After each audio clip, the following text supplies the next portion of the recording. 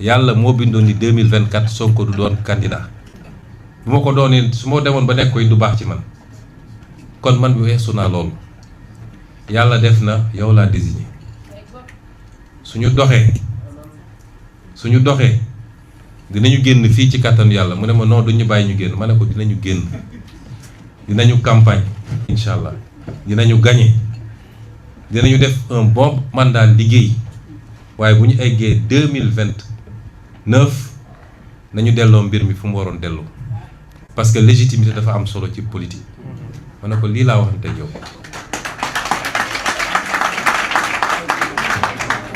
billaahi wallaahi wa tallaahi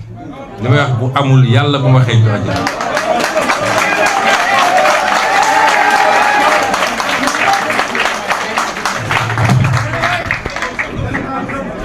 ma wax ko loolu lim ma ci tegal mooy de toute façon mandat bi néew ma waaw néew ma déet waaye daf ma ne de toute façon mandat bi ce sera le mandat des réformes difficiles mun naa ko jël sur moi comme ça après nga am boulevard démb fàttalewaat naa ko ci bureau ma ne ko li ma waxanteeg yow nii dinaa fexe ba ñu andil ma Birame Souleye ak El Malick ak Abbas ñu fekke ko parce que dama bëgg seede mu ne ma sama diggante yow jarul seede su ma la naree wor ci politique ma bàyyi ndax dinaa ci seet Ousmane mii ma la tudde noonu la demee te lii waxaat naa ko le 10 juillet palais le 8 juillet dama def sama première déclaration King Fahd mu andi coow gu bëri boobu xam naa lu kenn xamul ñi ñëpp sax mere woon nañ ma ci fekk man gis naa liñ doon togg ci suuf mu ànd ak nitam yooyu loolu taxoon ma def sama déclaration le 14 juillet ñii jël initiative Amadou Chérif Diouf mu nga fa woon Ayib Daffé Alioune Sall Birame Souleye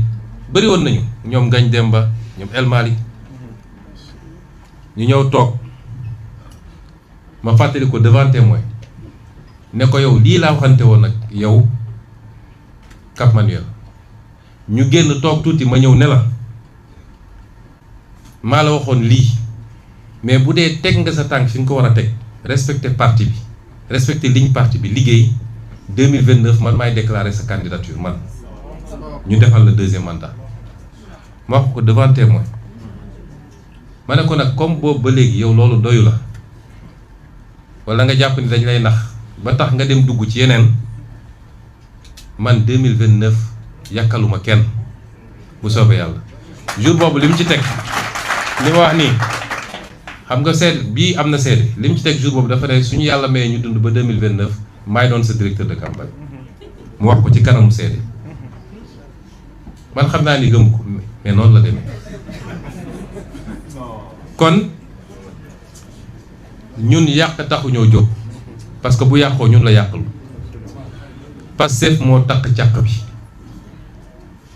bu yàqoo ñun la yàqul Pastef bu soobee yàlla 2029 ak schéma boo munti xalaat bu soobee yàlla Pastef dina continuer mission kon ñun ñun mënuñoo bëgg mu yàqu xanaa kay keneen ay nekk fële dem ba xam ni mbir mi ni ma ko bëggoon demewul noonu mu ne xaaral ma xaru yóbbaale nit ñi waaye ñun duñu yàq loolu moo tax ñun ñoo contrôler assemblée nationale gouvernement bi mu teg démb su ma neexoon suba gouvernement bi daanu loolu la constitution joxe